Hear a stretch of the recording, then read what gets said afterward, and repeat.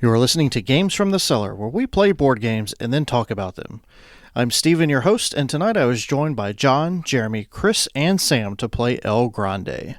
Take it away, honey. El Grande, designed by Wolfgang Kramer and Richard Ulrich, was first published by Rio Grande Games in the U.S. in 1995. El Grande won the Spiel des Jahres in 1996. At the time of this recording, El Grande has a 7.7 rating with 26,000 ratings on Board Game Geek and has a ranking of 91, which sounds pretty amazing. It is amazing. It is a 2 to 5 player medium complexity game that should play in about 60 to 120 minutes. And as per usual, take your time, guys. Thank you. So thank you for joining us in the cellar as we go in depth with El Grande. All right, so on the table is El Grande, or El Grande, however you want to say it. There's an E at the end. Day. John, why don't you tell us about El Grande? El Grande is from 1995. Wolfgang Kramer, a personal favorite, and his buddy, something Ulrich, I believe. Richard Ulrich. Dick. Von Liechtenstein. This is probably the poster child game for area majority, and a lot of people have played this. It's been around. It's sold. It's very popular. It gets a new printing, and then it sells out. And then they wait 5 years, and everybody complains. They make a new printing, and then it sells out. And it just keeps doing that. It's done that for 25 years now, and I think right now, actually, we're kind of between cycles, and people are sort of upset that they can't get it, so it's due for another reprinting in a couple of years. It's also due to show up on our podcast. This is the decennial edition, which is lovely. Some people complained about it. I kind of like it. It does not have meeples. The older versions just have the cubes, so we're playing with all cubes tonight, but it's very lovely colors. It's a nice board. All cubes. And it's and it's very pretty. So the idea behind the game basically is you've got 9 parts of Spain, and if each of those parts has more of your cubes than somebody else's, you get to score big points. And if you're in second place, you get less points, and some of them give you points for if you're in third, but some of them don't. Some of them don't give you anything at all if you're in third. So there's 9 rounds. You score after the 3rd, 6th, and then the 9th round. And in all of the rounds, you get to bid on cards that allow you to put pieces onto the board, which is always good, so that you have more pieces than other people. And then there's a special ability that you can either use or not, your choice, and it allows you to move things around, it allows you to kick pieces off the board, it allows you to move the king around, who kind of stomps around and tells people they're not allowed to move, or you're not allowed to change things, or you are allowed to change things. And after your 3rd scoring round, that is the end of the game. There's not a whole lot hidden here. There's no dice. You bid, and you only get 13 cards to bid with, 1 through 13. So if you bid number 13, your number 13 is gone. And there are some exceptions to those rules that come up on the cards, but pretty much it's a matter of managing your resources, getting your pieces out onto the board, and doing everything you can to remain in control of the bigger, higher scoring parts of Spain on the map. That is El Grande. That is El Grande. So... And hopefully you didn't fall asleep during that, because... All right, so just going into this so you know. They probably pulled out their own board game, laid it out on the table, and are looking at it as he is describing it. Yeah, because everyone saw that we're doing an El Grande episode, and they wanted to do a play-along, because it's such an amazing game. Sam doesn't like this game for some reason. It seems like it's something that should be right up in his wheelhouse. I really don't. He's never played it. I have played it. I've played this. He has played it at least twice. Online? 3 times. Or in real life? Yeah, real life. Okay, so I'm sorry. The stats that I do have are 5 games on Board Game Arena and 1 game at the Central Atlantic Gaming Extravaganza. Each one of us has a different name for this, but it's this the trip. It's the cage. There is no way I played this 5 times on Board Game Arena. No, you only played it 3 times on Board Game Arena. I played this 3 times on Board Game Arena? Yes. Why did you say that as a question? I can't believe 4 it. Times. 4 times on You're Board Game kidding Arena. me. Nope. Wow. 5 times. No, yeah, 5 times. All 5 times you played. Ugh. So, Sam, you're an expert. Maybe you should tell us about the game. Okay. Yeah, Samuel, what tell us I about the remember, what I remember playing this on Board Game Arena, I would see it was my turn, open it up, and just press random buttons until it stopped asking me to press buttons anymore. Yeah, I gotta say, playing this on Board Game Arena is a huge disservice. Which is why I can't believe I played this 5 times on Board Game Arena, because I hated it. It was also a time where we were playing a lot of games, like back That's to fair. back, and we would have like 4 games of Terra this Mystica and Civilization. Yeah, we were or- playing Terra Mystica. Nobody plays Terra Mystica Terra anymore. We were playing, what was it? Roll Through the Ages. or not Roll Through the Ages, but Through the Through Ages. the Ages, a new story of civilization. So we were playing a lot of quote unquote meaty games on BGA at the time. So I could see where it would get lost, but there's something about how it's perfect implementation on Board Game Arena. Whoever's put that together did a wonderful job. It's just not a game that works well in a digital medium, because you really need to be able to see the pieces as they go onto the board. You need to be able to see the pieces as they go into the Castile. You need to be able to look across the table at Chris and say, if you put one more guy in Oldcastle with my guys, I might reach across the table and punch you in the face. And you can't do that online. Yeah, Fellowship. sure you can type it, but who's really reading chat anyway? You can. It just takes longer to. Yeah, to that's the his thing that you house lose. and- You lose the and- visualization And of we a lot were of playing the, asynchronously, too. Yeah, so we're playing it, and even if I did threaten Chris on Board Game Arena, he wouldn't see it until 4 hours later, Yeah. and it had lost its. It just. Yeah. Which game are you talking about? When we were playing so many games, I'd get a text or something, and it would be Oh, yeah. like, You'd have no clue what it was I'd have attached to. no clue. But it was always this one. I don't know. It just, I enjoyed playing it because it was a way for us to play games during the pandemic when we weren't really able to meet face to face. And for what it was worth, it worked. But now that we're able to sit at a table together, this is the superior way to play. And frankly, I still don't think I'm going to like it. I think it will. I think you'll warm up to it playing it in person. If the Board Game Arena were the only time I'd played it, I would have much the same feeling. But I have played it other times. I remember way back when we were meeting upstairs, I played this a couple times. So you have to Discovered I understand, didn't Stephen, like it. this is his clever ploy so that we don't attack. Oh, we're still going to him. attack him. And I just Maybe if we that's just what maybe we this- let Sam do really well this time. Whose tune was Or I we have- destroy him, squish him like a grape. That's what this game is all about. I How have about we sat yeah, out. How about we of just this do that? game. The first score in round 3, we let him get a little bit ahead, Look, and then we just squash him like there the are cockroach no that he friends in is. Spain. So does that mean if I also complain that I don't like it, then I we can- won't I take can you win? That's no, right. What my point is, that's what Because this- I'm in your camp. part I of don't this like game this is game. not Yeah. looking like you're winning. Is being able to convince people that even though you're 10 points ahead, you're not winning Then because I've your got position on the this. board. Exactly, and that's got that's this. that's a part of the game I that does not translate don't well know how into to the win. digital world. It's a part of the game that has to be done live. That has to be done with everybody sitting at a table. Yeah, I don't know what it is about this game, because in theory it does have a lot of elements that I should like. You have to manage your resources. It's all very controlled. You have all the information. There's elements that I like, but there's just nothing about this game that captures me, that sparks my imagination, that makes me go, ooh, I wonder how this is going to turn out. Is it because the game is older than you? Because that's ageist. No, I think it's just a boring game. Would it help if there were meeples? No. Is it Or his plastic copy of the miniatures? game that upsets you? No, I don't think that would help at all. Like the Cool Mini or Not Deluxe El Grande version that you'd have to Oh paint my like god! I just think the 60 mechanics aren't 60 terribly like overwhelming. Caballeros. 6 inches tall Yeah. each.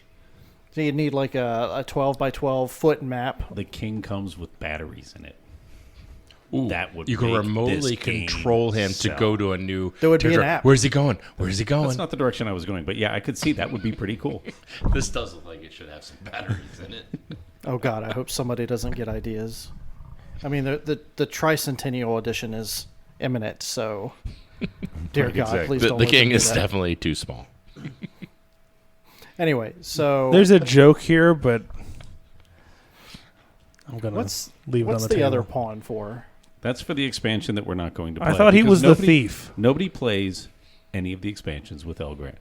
I mean, yes, some people do, but anybody who's played this knows the original game is super tight and works. And they put out a bunch of expansions because it sold so well, but the original game just rocks the way it is.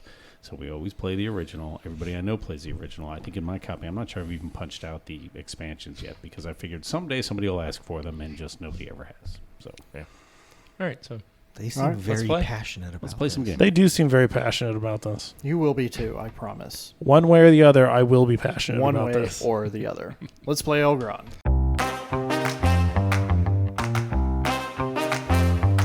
So El Grande is done. Yes, it is. Yes, it is. Sam, who hates the game, was the victor. Easy game. Oh, it's easy. Easy game. Yeah, it is kind of easy when you It's think not about the most it. complicated game in the world. There's just a lot to keep your eye on. So there's a lot going on. Jeremy, you look like you have a lot to say. I came in last place and I still don't like it. Yeah, I came in first place and I still don't like it either. How many times have you played this, Jeremy? 3 or 4? 3 or 4. Okay. I wonder if it's an age thing. Maybe it's a game that young people just can't deal with. Can't grasp the concept. It's a little I complicated grasp for the them. concept.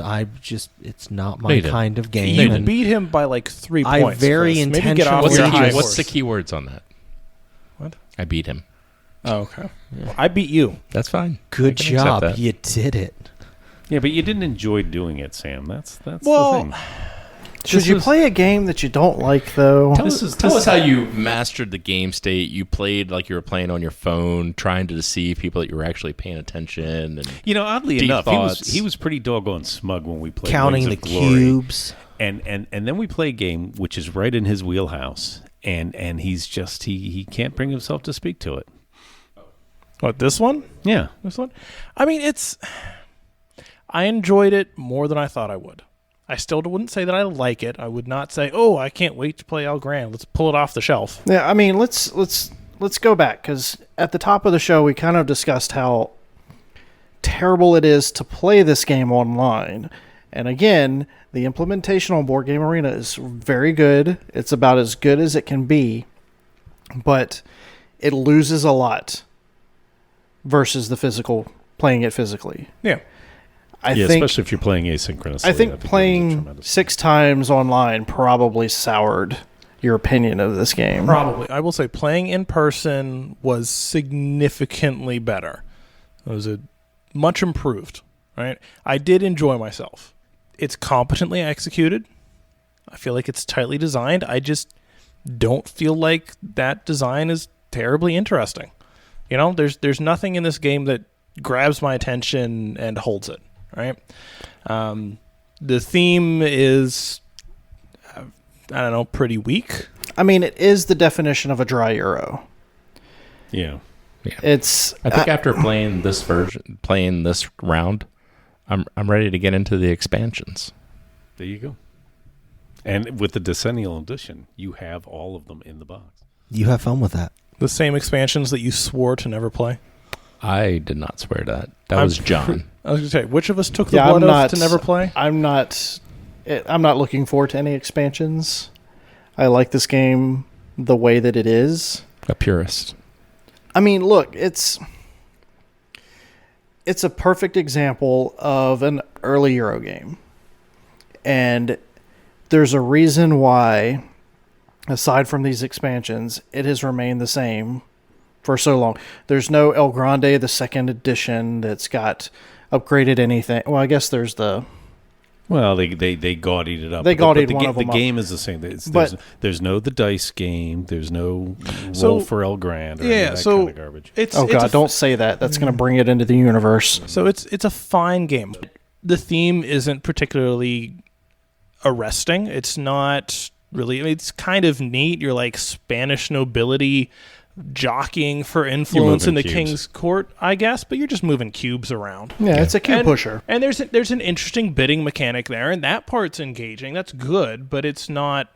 I'm not blown out of the water by it because everyone starts with the same pool of resources. You have your 13 cards, but that's too many. I think you should have like 6 cards, and you get them all back every round. Right? So rather than, I've got 13, and I mean, there's some interesting stuff that comes from that. But it's not what I would have picked. It's just its pros are lukewarm, and yeah, its cons are not that big of a deal, but I don't know. Not enough to outweigh the lukewarm pros. Yeah. I mean, I get it. It's not a thematic.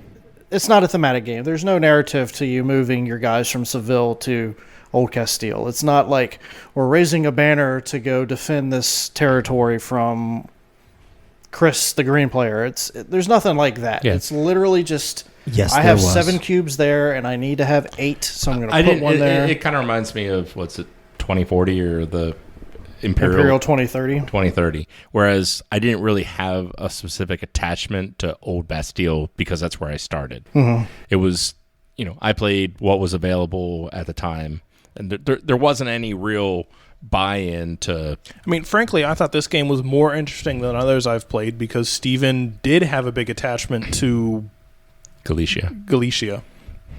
Because there were points there. Because there were points there. But It's not like he said, boy, I really love those Galicians. I mean, no, but I made that the I'm just- highest scoring but part it was, of the board. that made it interesting.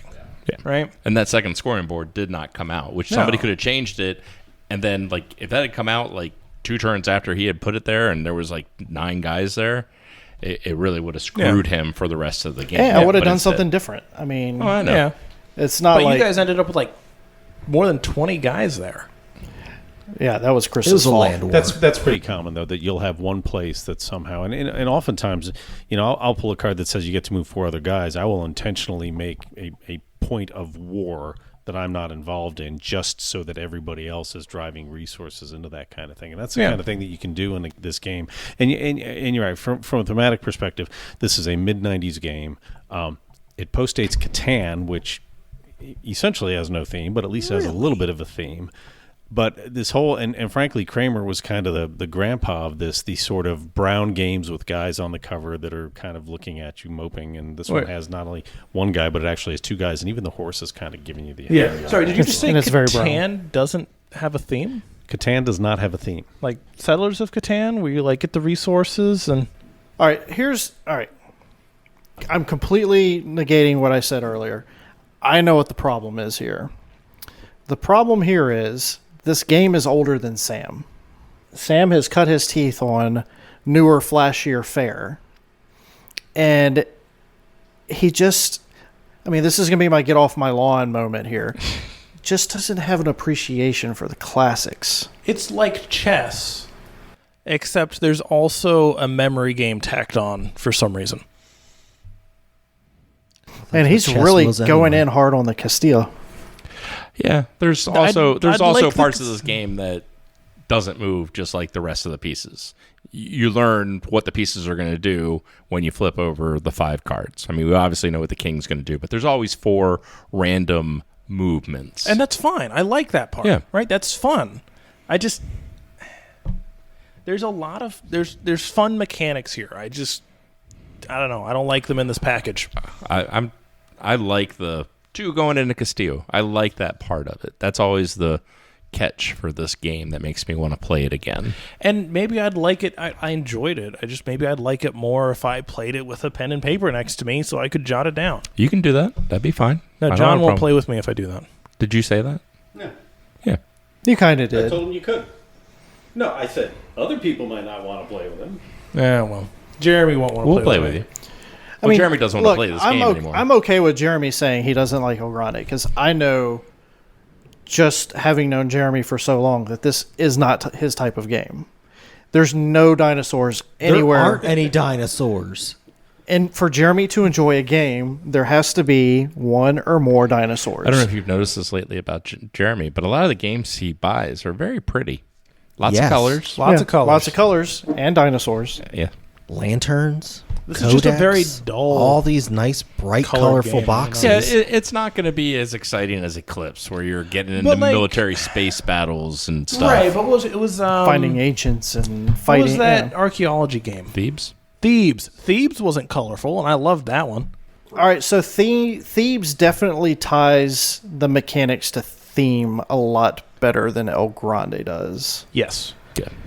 I can agree with you there. Okay. So I've talked a lot about why I don't like it. Right? Why don't one of you talk about why you do like it? Okay, so essentially what you have in El Grande is one of the earliest examples of area majority, area control. And it's been almost 30 years, and there have been very few games that do it as well.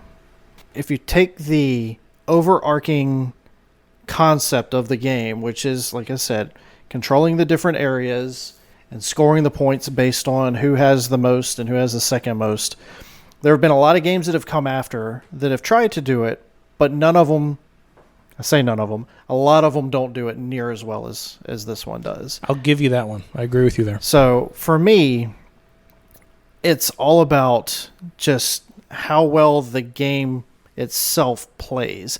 I can forgive how it looks. I can forgive how it smells.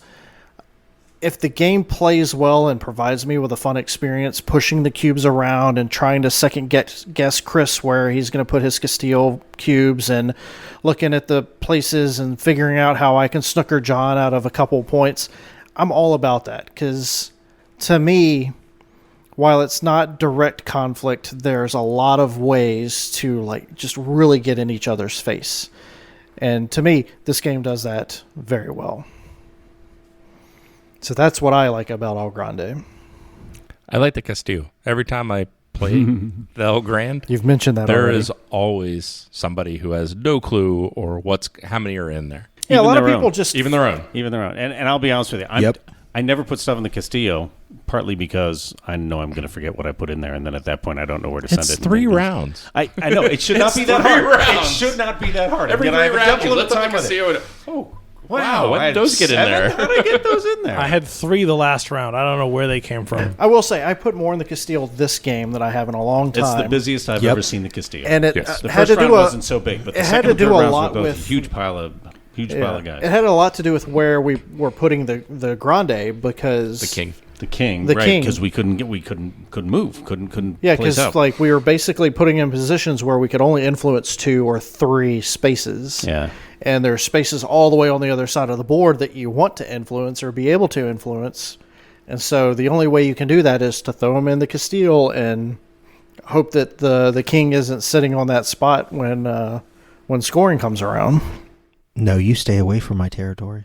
So it's one of the point that you made that I think really drives to this is, I mean, this whole era of games from about 1995 until about 2005, and yeah, there's an awful lot of brown, and frankly, Wolfgang Kramer's games were kind of the ones that drove that. In fact, there's a very interesting article written years ago that the Princes of Florence essentially doomed that part of the industry because of the way it looked and worked.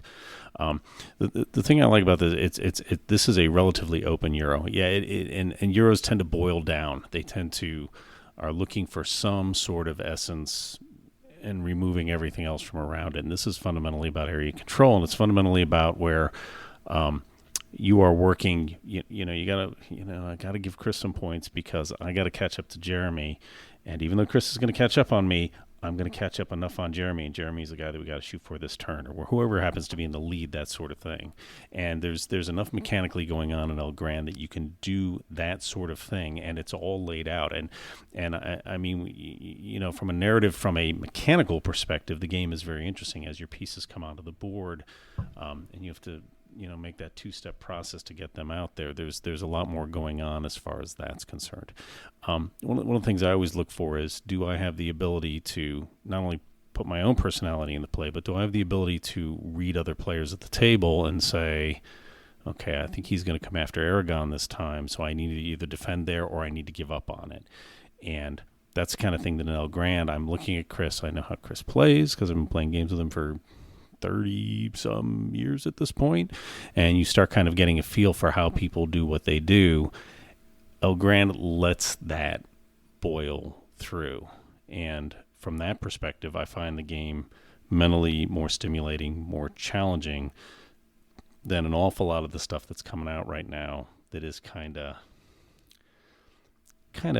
weak tea, and I like a little bit of unpredictability in the game. This game, the unpredictability comes ahead of time instead of after your decision. It's not like a dice rolling game. It's a game of you play what appears on the table in front of you, and those 5 cards rolling up each time, I think, present interesting things. I mean, we do it. We announce them because this is kind of a big deal. I mean, here are the 5 cards that are coming out, and we all got a bid on these, and it's like, well, golly, what cards do I have left? What am I going to play? Because 2 of these are going to kill me. One of them I would love to have. The other 2 really don't matter too much. Do I want to be first and grab the one that's going to be good? Do I want to bury one of them or what? I mean, there's interesting decision space. Yeah, and each of the cards are more or less valuable to each of us as players. Right, because of what they say on them. Because of the abilities they give and how many caballeros they allow you to place, and just based on your board state and what you're trying to achieve, you can look at that whole spread and say, I really need that card, and this card over here does nothing for me. Right. And then Sam can look at that same spread, and it'd be the exact opposite, where the card that I want, Sam would never take. I have to take this card and fall on it because it's going to help 3 other players a whole lot more than it's going to help me. And that's more of my mentality. Yeah, right, and that's a much more interesting part of the decision space, and I think this game kind of brings that. And that makes for a more interesting play. And there were a couple of times in this game where I'm like, oh, man, I really need to get – because I had less guys on the board. Right? I had less cubes on the board than anybody else. I need those special scorings. I need to get extra scores when other people aren't getting them so that I can pick my spot and I can get my points, because I was getting big points where I just happened to get landed at the beginning of the game. And I had the opportunity to do that, but I had to keep playing high cards in order to do that. And you pay for that because it means I'm getting even less guys out onto the board because I can't get them out of the provinces. So there's that 2-step process of getting guys out onto the board was snookering me because I had to do that in order to keep the score going. So it was that's the kind of friction that you get when you have 2 or 3 mechanics that are kind of fighting against each other. If you want to go first, that's great, but it's going to cost you somewhere else, and you got to make those pieces work. So from my perspective, thematically, it's 9 spaces on the board, and you can call them 1 through 9, or you can put a map of Spain down. That part isn't what really is catching my eye. What's really doing it for me is the fact that that contention, that scarce resources that you have to deal with, and then at the same time you got people across the board that are looking at doing the same kind of thing. And in this particular play, all of you had more cubes than I did, and I was just having to try and get people out there any way I could. Another aspect that I think El Grande gets right is that, yes, you want to be first place and get the first place points, but you could do very well only scoring second place. That's typically how I win games. And so I think that the strategic depth that offers is another thing that I think El Grande does better than a lot of modern board games. Like a lot of modern board games, it's all about being first in a position, and anything else is just, okay, here's your consolation prize for being here and attempting to be here. Right, and modern board games want to give you 32 ways to score. And that just does not appeal to me personally. This pretty much has, here's your driving force. This is where you score your points. It does a good job giving you options, right? There's only one way to score points, but you do get to choose between, depth versus width, right? Do I focus on scoring first in 1 or 2 places, or do I try and get, the second and third place points across a whole bunch of places? Yeah, because if the scoring tile, if the scoring tile that says score all the 5 positions comes up, and Chris has one, Chris is winning one of those positions, and John's winning one of those positions, and Sam is winning one of those positions, they're all going to get 5 points. But if I'm second place in all 3 of those, and I'm getting like 7 or 8 points. Yeah. So it's really interesting how the first, second, and sometimes third place points are kind of put together, in that it makes it is viable. There are a lot of interesting decision points in this game, and frankly, I'm not, especially hearing John and you elaborate on them. I agree with you. There are lots of interesting pieces to this game. It just doesn't capture my attention, and frankly, I think you're talking about how there was, people had their phones out, and I was like, well, there was a lot of. There's a little bit of downtime. There's a lot of downtime. I mean, I don't have a problem with you all being on your phones, and frankly, I don't have that much trouble with downtime. I mean, because we'll play a game in the evening, and that's good. It's not like I'm trying to get 7 games in before 11 o'clock. So I don't have much of an issue with that at all. But there are games where there's been table talk going on, or even if there's downtime, you're not and staring at usually your in phone. this game, that's happening. And I feel like there was still plenty of table talk. Yeah, there was. it was just- plenty. The okay. instances of all of us looking down on at our phone, I don't think was as bad as it has been in other games that we've played. I would say. Yeah, I agree. I would say, there were 2 instances where one person was taking their turn and the other 4 were not paying attention.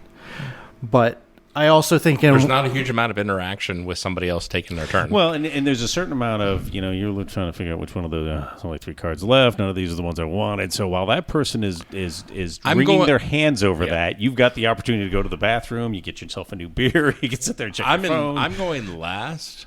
Right. So I got I'm going to get the most people into my time. pool here, but what they do is not really going to impact me. I'm going to be able to look at the game state of the board.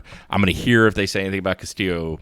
But other than that, and then don't I'm need over really here to pay speed attention. bumping, trying to figure out where I want to put my guys. So that's I'm also trying to figure out where to put your guys. I know exactly. I was trying. I know exactly figuring where out- he should put his guys. I knew where he should. I just, you got to get inside Steven's head. Yeah. Figure No, out. that's Don't I mean, do there's that. there's banjo music playing, Yeah. and it's a crazy place. Smells like pine. Lots So, of pine. so to some extent, I agree. It is a game of its era. I don't think it's tremendously thematic at all. I don't think Catan is either. I'm not sure there's a whole lot of argument there either way. But games of this era, all of gaming passed through this rough adolescent years where everything was dry and had really simple names. They named games things like Cargo or Risk. Yes, right. and Monopoly. And you know what? well, those are older games. You know what? Thank goodness we've moved on. We have, and to some extent, you when you play a game of this era, you have to understand that it is not going to knock your socks off with the components. It's going to be little wooden cubes. I understand and that. they're very pretty paint. You're looking you have to decide if the game plays the kind of thing. And I personally enjoy El Grande. And you're right, it's a once a year game. This isn't a game you're pulling out every 2 weeks and you're playing. So So if we beat this horse, I think we've beat the horse. Let's get down to numbers. who came in first? I came in first, actually. Okay. You know what? But whoever comes in first goes last. That's not how it works. Go ahead. It's not. Tragic. No. All right. in this game, it is. Yeah, Yeah. well. In this game it is. That's true. Samuel, give us your number. All right. You know what? We've talked this thing to death. We've gone back and forth. And I've said a lot of negative things. But I do like it better than I did when I sat down. I did enjoy playing it. Maybe that's because I won. I'll admit it's, hard to say you hated a game when you won. But also I do enjoy that mental back and forth And there's plenty of that here. with other Yes. players. There's a lot of engagement here. Yeah, there's definitely a battle of wits that happens. You come out of this game feeling your brain. Yeah, there's a battle of wits here. I just wish that there was, more. The decision points that there are really good decision points. So- I just wish that there was. And to some extent, you don't have to rationalize. If you don't enjoy a game, sometimes it just doesn't catch you. No, I think what it is, like you mentioned earlier, right? Like Euros like to boil things down to focus on one element. This game has done that. It's done that very well. It's boiled things down to a handful of really tough, excellent decision points that you really got to sink your teeth into and match wits. And that's great. But there's nothing in this game where you give your brain a break on. I'll give you that. Right? It's either hard decision point or empty space. You're either making a big decision or you're waiting. Or it's somebody else's turn. Or it's somebody else's turn. Yeah. And there needs to be something in between those spaces, I think. Even if it's just another way to engage with the game, even if it's just moving little pieces around and, counting resources, something like that. This game doesn't have that. All right, so what's your number? I'm going to give this a middle of the road 7. I enjoyed Just a it. plain old average 7. I enjoyed it. I'd play it again. Just give me a couple months. All right. So I was second place.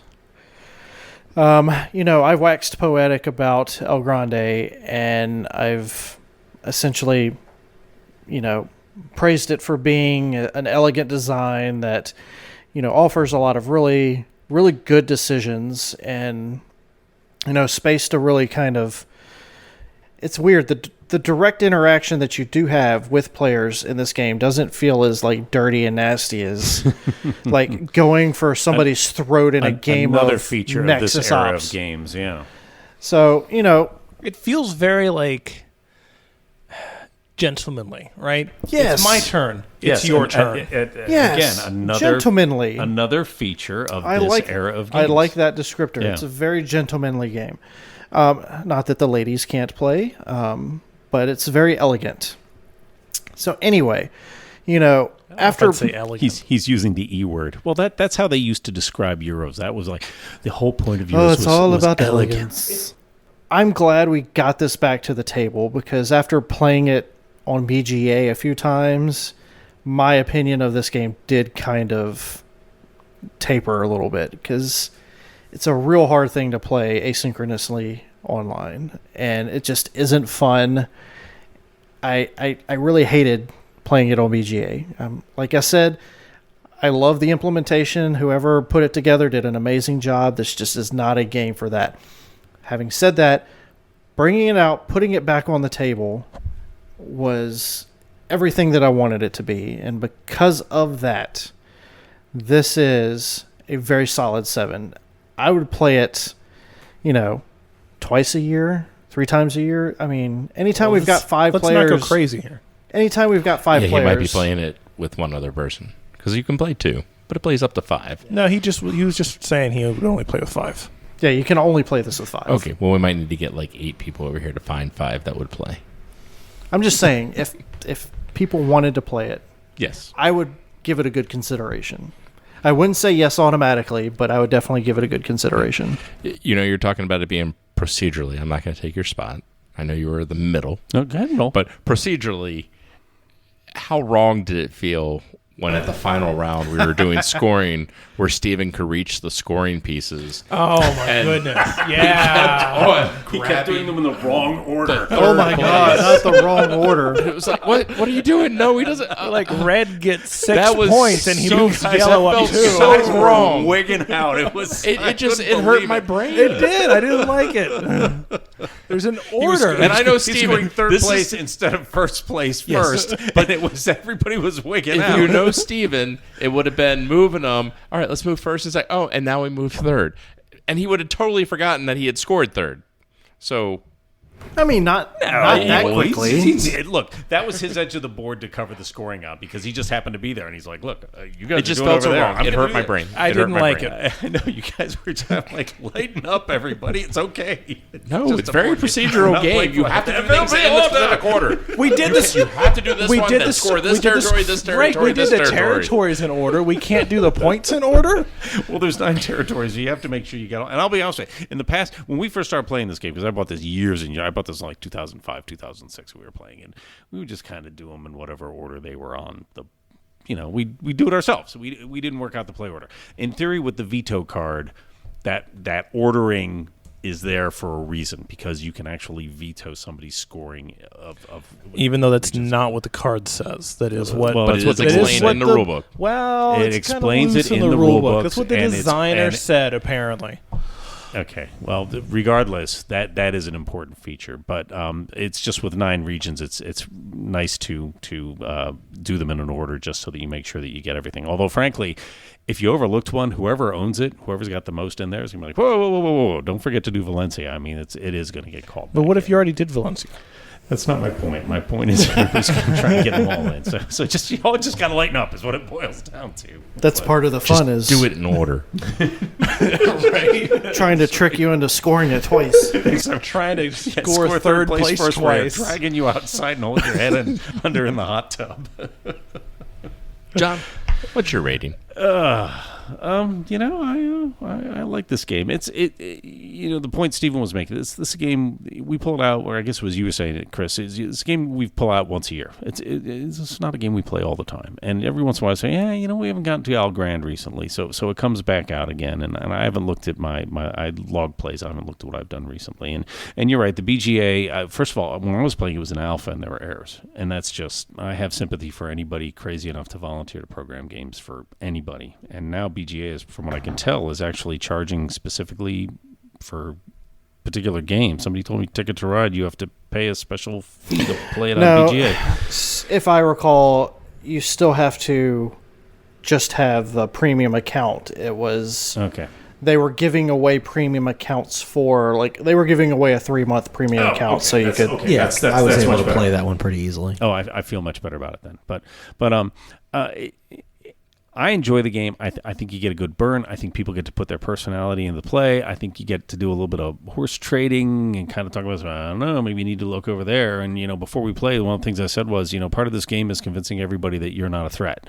And that's, I think, brings some extra interest into the play. I was a little salty when Jeremy abandoned his own interest to screw me over and help Steven out.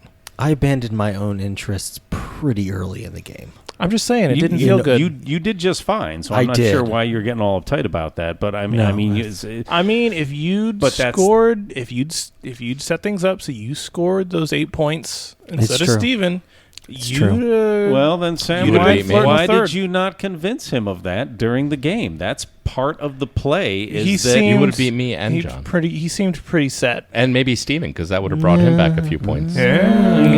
Woulda, coulda, shoulda. For Who some cares? reason, The score is the score. For some reason, Stephen and Jeremy sort of had a thing going where they were supporting each other, and maybe that's because they were both sitting on 0-point score when we were up around 20 on the beginning of the first turns. Actually. Yeah. So I mean, that's the kind I of felt thing a where kinship. that sort of thing starts coming into the play, and you have to try and kind of socially bend the corner on that, and that's the kind of thing that I think brings El Grande up.